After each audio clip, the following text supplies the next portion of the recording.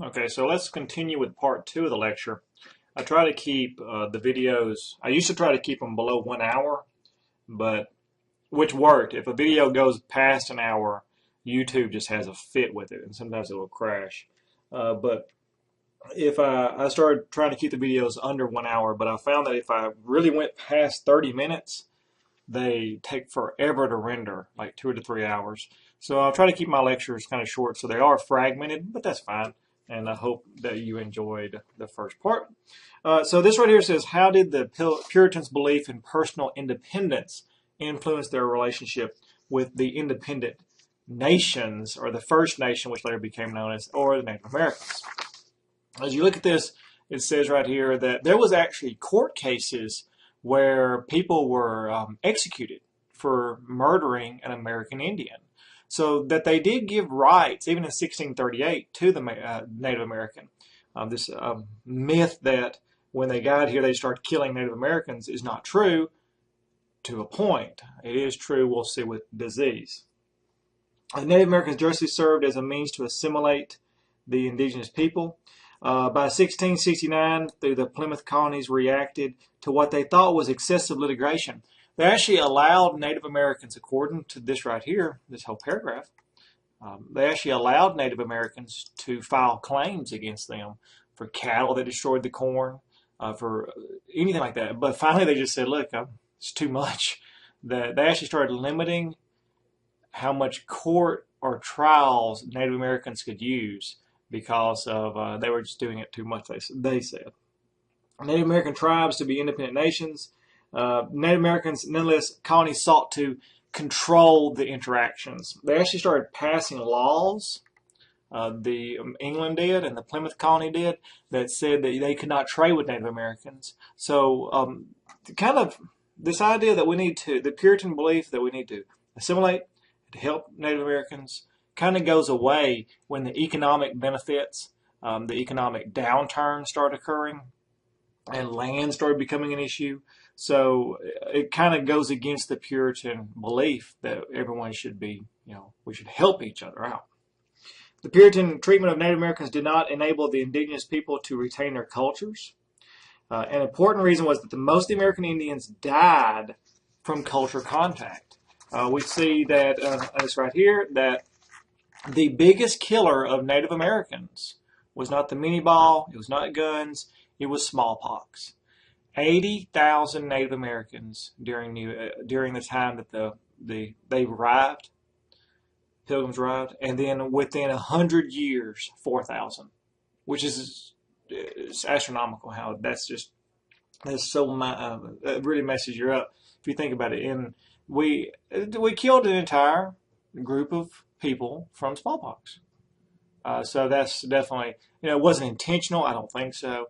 Obviously, you can't kill these guys, but that is amazing that occurred. According to James H. Merrill, the deaths of Native Americans took place throughout the colonial region. He added that the colonists looked upon these epidemics as signs of God's favor. So that was kind of odd. One thing is the Native Americans also started kind of developing appetites for European goods. They moved away from their traditional crafts. In keeping with the idea that Native Americans lived under separate governments, the Puritans did little to Christianize them during the 1620s and 30s. This caused many Puritans to complain that the colony had not lived up to its aims. In Plymouth, in which he complained that they should have converted the Indians instead of killing them. So there becomes kind of a rift between the Native Americans, becomes a rift between the Puritans and some of the older school Puritans who believed that they should have, instead of killing Native Americans accidentally, that they should have tried to convert them. New England had to defend themselves against these criticisms when they sought material aid from the mother country. So there's actually people in England who said, you have not done what you were supposed to do. Right here, the ministry of John Eliot, he creates these little bitty towns where they were able to help out and do these Christian movements. He actually started transcribing the Bible into Algonquin and started, this paragraph right here says there's been some debate on whether it was a successful translation. But if you Google his name, or if you just look him up, he actually has a pretty good life. He lived, I think, to be 85 years of age. But he's known as a missionary who tried to bring Puritan beliefs to the Native Americans, which is pretty good a good legacy to have, I'd imagine. He admired, Eliot did not desire to form friendships, though. That's one of his weaknesses. He desired to, as much as he wanted his pupils to accept salvation. Eliot misunderstood each other, and they did not recognize the instruction that would follow the meetings of the cultures. All right, so part of the problem came from the Indians adopting the material ways of the Europeans. So he wanted to teach them salvation, but then some Native Americans actually started becoming more like the Puritans or the Europeans. And this kind of caused a cultural divide there. Because if you'll remember from the first lecture, the Puritans still wanted segregation between the Native Americans and the Puritans. They wanted to give them salvation, but did not want to bring them into their fold. Very shocking that happened. They keep mentioning the King Philip's War. You may want to Google that, or that may be an assignment that might come up. Let's see. Similar efforts took place along the other English colonies in the 76 established a line. So finally, because of war, because of this longing for separation, that they started pushing these. They started pushing the lines. They said, "Okay, you have to be on one side." And then finally, of course, Andrew Jackson just kind of starts pushing them out to Oklahoma and out to the Great Plains area. So this article does a really good job of just discussing where the Puritans came in, the divide between family, church, and education, and how all of those, even though they were divided with this huge growth of people, how they were divided all of a sudden starts coming into, hey, wait a minute, we were supposed to also be teaching salvation to the Native Americans. Did that work or did that not work? Why are we pushing them away when we want them to be equal? So it's just it's more of a graduate level examination of the colonies. Because we always, in the old undergrad, we'd say there was middle, New England, and then the southern. So now you actually get to see what just happened in Plymouth and all the divides there. Really good article. I hope you read it. And then from here, we'll go to another article. Thank you very much.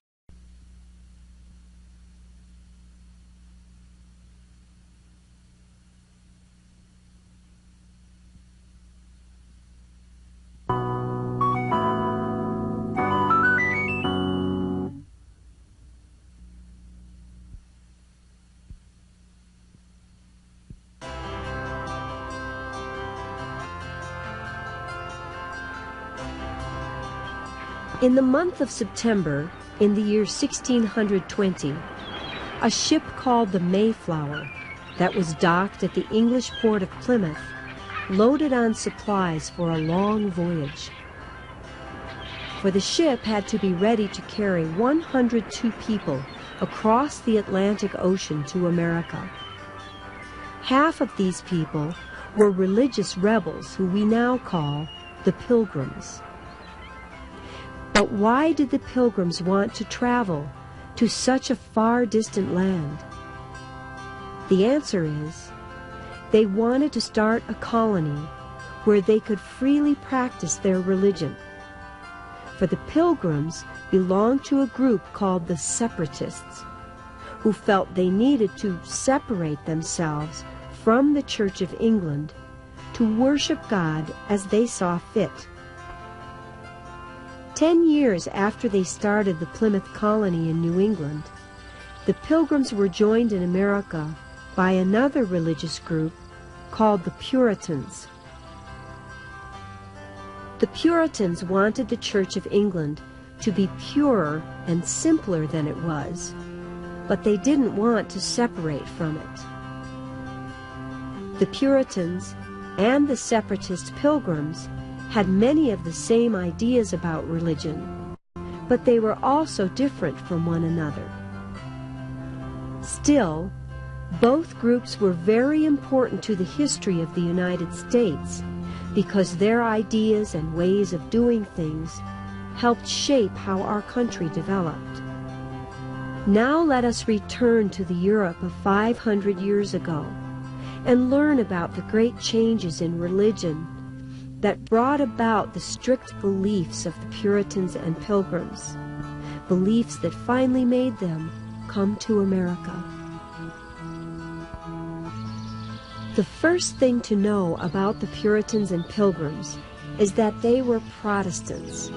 But 500 years ago, all the Christians in the western part of Europe were Roman Catholics. But some Roman Catholics wanted to change their church. These people became known as Protestants, and the changes they brought about came to be called the Protestant Reformation. The Protestants thought the Catholics were wrong about a lot of things. For instance, Catholics believed that their leader, the Pope, could make important religious laws, but the Protestants did not, believing that only the Bible could be trusted for such things. English Protestants belonged to the Church of England, and this religion was quite a bit like the old Roman Catholic faith. And later on, some people thought this was wrong. In the 1530s, around the same time that this man, King Henry VIII, started the Church of England, a Frenchman named John Calvin was busy creating a third Protestant faith. And it was Calvin's ideas on religion that had the most to do with shaping the beliefs of the Puritans and Pilgrims. John Calvin started what were called the Reformed churches, and these churches were found only on the mainland of Europe, not in England. People who joined the Reformed churches thought that the Roman Catholics were not following the plan that Christ had in mind for his believers.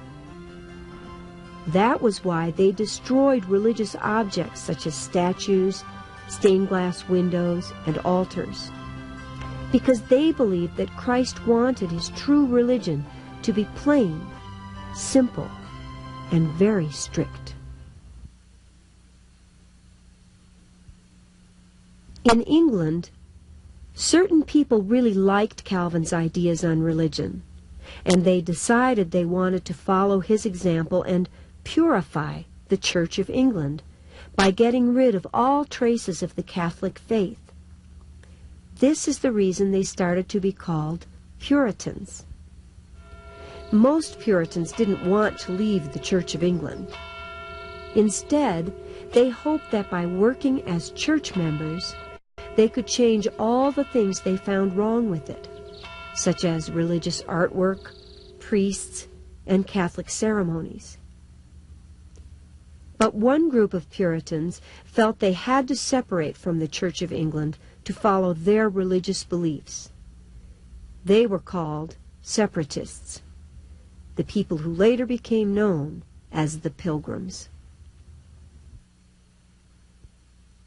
Many Separatists, including most of those who started the Plymouth Colony, in what is today the state of Massachusetts, came from a few tiny farming towns not far from here, in the misty northern part of England. In fact, William Brewster, the man who led the congregation at the Plymouth Colony, attended this church in the tiny village of Scrooby 50 years before he led his first religious services in New England. And the man who became the second governor of the Plymouth Colony, William Bradford, was baptized in this church in a village nearby. In 1603, after the Queen died, the English people got a new ruler, King James I. Right after he was made king, James ordered all private religious services to stop and made it a crime not to belong to the Church of England. The Puritans and Separatists begged the king to allow freedom of religion, but he swore he would drive them out of England if they didn't obey his command. Because of this, many Separatists were forced to leave their churches and meet secretly in houses such as this one, in the English town of Gainsborough. But after they got caught having an illegal religious service, many separatists decided to sell off their homes and move to Holland, where they could worship God as they saw fit. So, in 1607, the Pilgrims set off on foot across 60 miles of open countryside, beginning an amazing journey that finally ended up 13 years later in America. First, they headed here to Boston on the English seacoast, where a ship was supposed to take them across the North Sea to Holland. But the ship's master turned them over to the police. They were jailed in this building, the Boston Guildhall, and their leaders were kept here for 1 month before being released. But the Pilgrims did not give up easily, so they tried again, and in 1608 made it to Holland. But they really never felt at home here, so after only 9 years, the Pilgrims decided to move to England's new American colony of Virginia, where they could have more freedom to follow their religious ideas, speak their own language, and have a chance to gain economic security. And soon the Pilgrims got a company of merchants from here in London to give them the money they needed to start their new community. But in return, they had to agree to give the company half of everything they made during their first 7 years in America. Once everything was ready, the Pilgrims left Holland in their ship, the Speedwell, and headed back to England to meet up with a second ship, the Mayflower, that was supposed to carry other colonists, people who weren't separatists, to Virginia.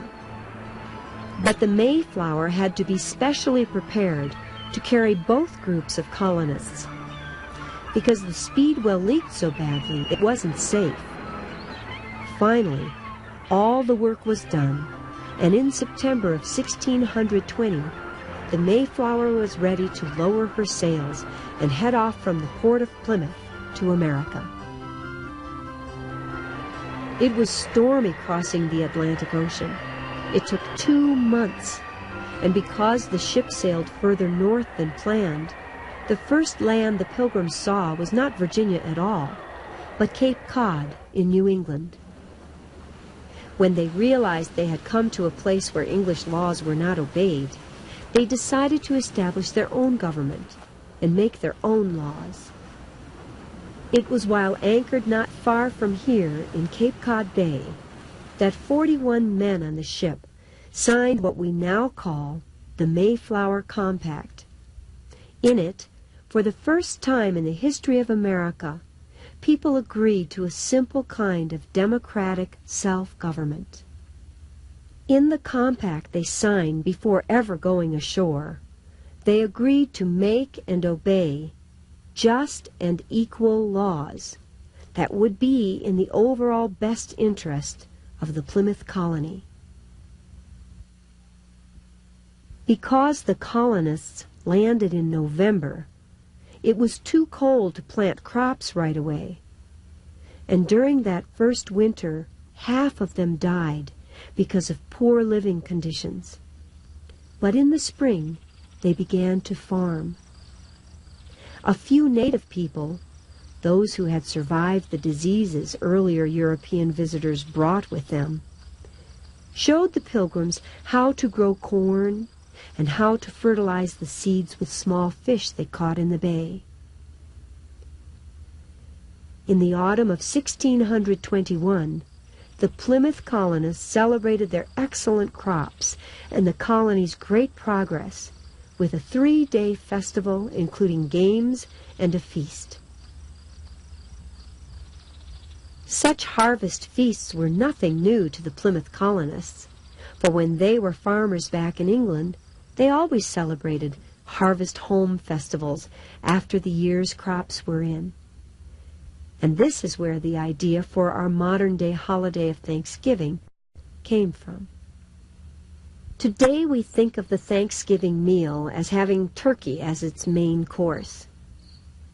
And while it's true that the Pilgrims ate turkey at their first harvest feast. They also served up ducks and geese, and seafood from the bay, such as clams, eels, and fish, plus deer meat brought by the native people who attended the feast. And from the corn they had just harvested, they made cornbread. It is interesting to know that 168 years later, President George Washington passed a law that made November 26th a day of national thanksgiving, partly to honor the memory of the Plymouth Pilgrims. The Plymouth colonists built little houses like these that looked a lot like those they had known back home in England. Logs cut from the forests nearby were carefully measured and shaped into strong wooden beams for the frames of the houses, while other logs were pried apart to make the boards used for the walls of the houses that helped keep the rain and snow away. Their houses had thatched roofs made from the reeds that the colonists cut from the marshes and laid out carefully to dry. On the inside, their houses were cozy and fairly comfortable, but very small. New Plymouth was well defended, for all the houses were built behind tall walls of sharpened logs. Overlooking the town, this building, a combination fort and meeting house, held cannons ready to defend the colony from attack, while its first floor was simply one big room where town meetings, trials, and religious services were held. On Sunday, everyone had to attend religious services. They sat in front of this pulpit and listened to sermons. Services could last up to 8 hours, and on the Lord's Day, the village was very quiet, as all activities, even cooking, stopped. The Pilgrims' strict beliefs did not even allow them to celebrate Christmas. But, except for Sundays, New Plymouth was a busy place. It was not unusual to find men building new houses, feeding their animals, raking out pens, and putting up log fences, or women working in gardens, keeping an eye on their children as they played nearby, as the laundry dried in the sunshine, while others passed the time of day simply sharing stories with one another. And so it was that by 1627, New Plymouth had become home to 180 souls. 2 years later, in the year 1629, a new king, Charles I, ruled England. He did not like the Puritans, but still he allowed them to start a second colony just to the north of New Plymouth, along the wooded shore of Massachusetts Bay. Soon, a great migration of Puritans began. They poured into New England, hoping to find freedom to follow their religious ideas and to build a model community for all the world to see. 10 years later, while only 2,500 people lived at the Pilgrim colony of Plymouth, 20,000 lived at the Puritan Massachusetts Bay colony. By 1650, the colonies of Connecticut, New Haven, and Rhode Island had sprouted up in New England as well. In all of these colonies, people's lives were watched over very closely by strict ministers, and if they did something sinful, the ministers served as judges as well. And, believing it was a sign that God's grace was with them, the Puritan and separatist colonists worked harder than most other people, and this helped make their colonies strong. Here at Saugus, just outside of Boston, the Puritans started the first factory in America that made things out of iron. The Saugus Iron Works used water power to keep the fires needed to melt the iron burning as hot as possible. And water power was also used to lift the huge hammer they used to pound the iron into special shapes.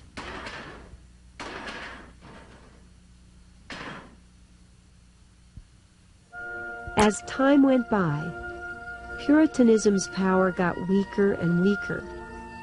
But in Salem, Massachusetts, in the year 1692, its strict laws were still strong enough to bring about the hanging deaths of 19 women Puritan judges had convicted of being witches.